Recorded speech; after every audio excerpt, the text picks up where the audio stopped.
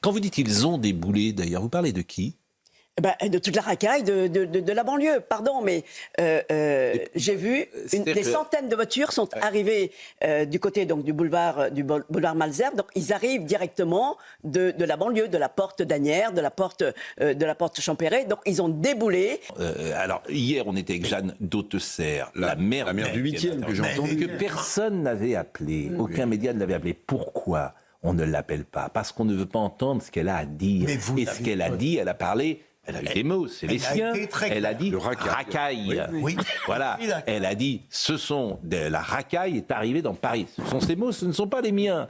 Bon, Jeanne Dautesser, maire du 8e. Ce ne sont pas les vôtres, absolument. Oui. Mais il n'y a pas qu'en matière sportive qu'il y a une dégradation des rassemblements. C'est ce que je voulais expliquer. Pas de tous les rassemblements, chers camarades. Je suis frappé qu'à chaque fois que j'évoque quelque chose, vous qui n'êtes pas le roi de la nuance, vous m'opposez le fait que ça n'est pas toujours. Mais écoutez, place de Saint-Pierre, il y a des rassemblements. Et que je sache qu'il n'y a pas de soucis.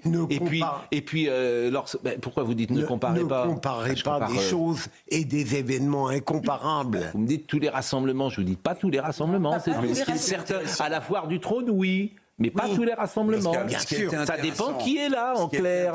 Quand il y a du rugby, il n'y a pas de souci. Pardonnez-moi encore. Il y a 60 000 personnes au Stade de France de rugby, il n'y a pas de souci. D'accord. Oui, c'est important de le dire. Mais il n'empêche que pratiquement, quotidiennement, on a des dévastations à partir de rassemblements, de choses festives ou non. Je ne dis pas que c'est toujours le cas, mais c'est une évolution de la société qui n'est plus capable de se... Non, mais ce qui était intéressant dans le témoignage de la maire du 8e, au-delà des mots qu'elle employait, qui sont ces mots, c'est la description de ce qu'elle a dit sur l'arrivée d'abord des supporters, du PSG qui font la fête, puis, dit-elle, vers minuit, 23h, des gens qui viennent de l'extérieur de Paris, donc des banlieues, voilà, des banlieues, et qui viennent pour tout casser. Et là, je pense que c'était important de le souligner. On ne parle pas des supporters. Les gens qui sont venus faire la fête, la plupart du temps, ils la font correctement.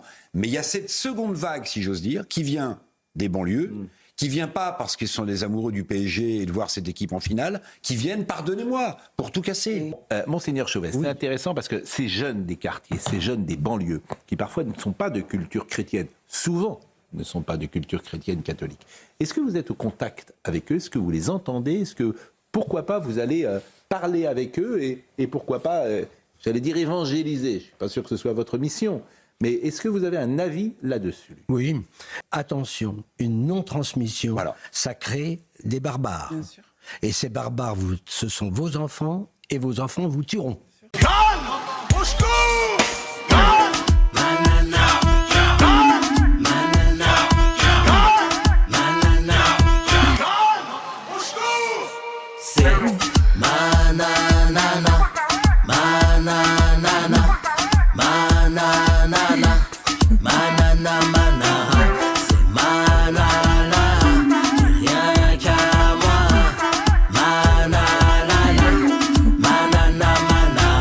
La chanson de l'été, Nana Manara de Nicolas Malone sur Spotify, iTunes, et bien sûr Deezer pour bouger, danser, se remuer.